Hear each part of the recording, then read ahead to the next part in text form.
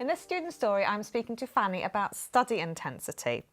So Fanny, study intensity is when you've got lots of credits, the equivalent of full-time, so you're studying quite a lot.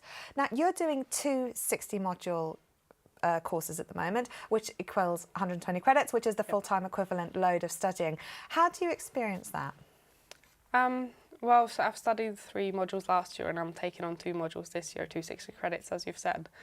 It can be quite challenging in terms of figuring out which module I need to get ahead with, what happens if I fall behind. So it's really a juggling act with my work and all my other commitments that I have. Your work as well? Yeah. So what are you doing then in the day? How are you filling your time? What commitments have you got in addition to this full-time study load? So I work full-time as an interpreter, which involves travelling around quite a lot in London. Yeah. So I usually would study on the train or on the bus when I'm on the go, and when I get home in the evenings. I also do horse riding, so sometimes instead of studying late afternoon, it would get pushed quite late in the evening, depending whether I'm going horse riding or not.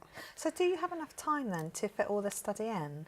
So I try to get at least 1 or 2 days a week where I'm just studying. It doesn't always happen, but I do try. And then I try to get big chunks done in one go.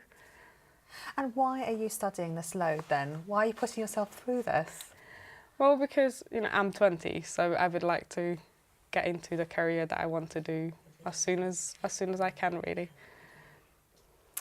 So what level are you doing then? Are you starting out are you level 1, 2? So I've finished level 1 last year and I'm going into level 2 full-time as well. So it's ramping up the pressure as well from last year.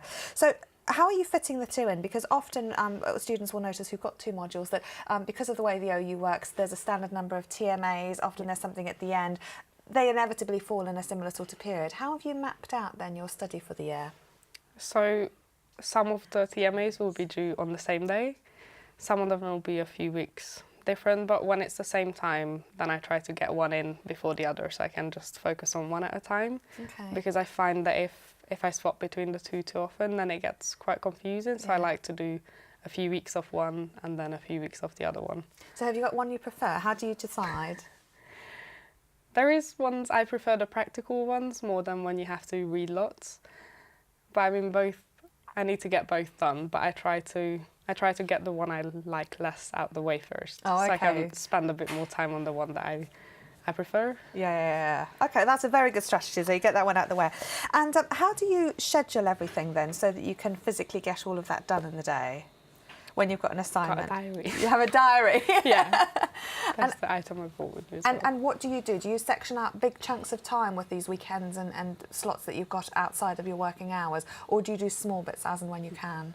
So I do small bits, mainly reading parts in small bits, but I can't really sit down and study in like half-an-hour sessions. Yeah. I need like a longer amount of time, so I'll often stay up until late.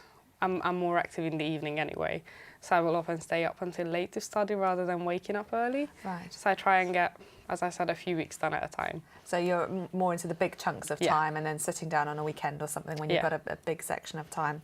Oh, brilliant. Okay, Fanny, thank you so much for that. Thank you.